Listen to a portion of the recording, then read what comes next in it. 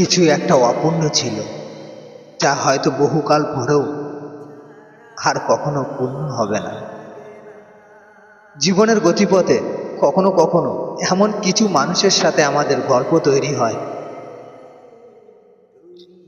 যাকে পেয়ে গেলে মনে হয় পৃথিবীর সব হারিয়ে গেলেও আর কোনো আফসোস নেই।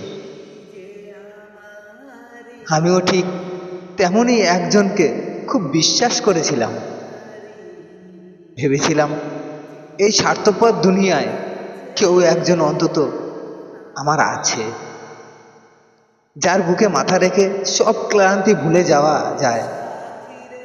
অথচ নিয়তি কত অদ্ভুত। আজ একা দাঁড়িয়ে যখন পিছনের দিনগুলোর দিকে তাকাই, তখন বুক ভরা দীর্ঘ নিঃশ্বাস আর চোখের কোণের জল ছাড়া আর কিছুই খুঁজে পাই না। আজ বড্ড বেশি অপরাধী বলে মনে হয় নিজেকে। কেন এত আপন ভেবেছিলাম তাকে।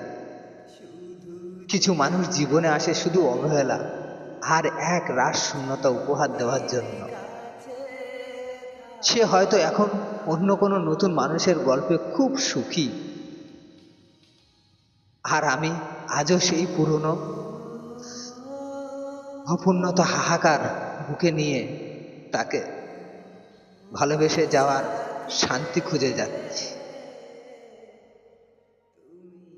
আজও তোমায় জিজ্ঞাসা করতে ইচ্ছা করে, তুমি ভালো আছো?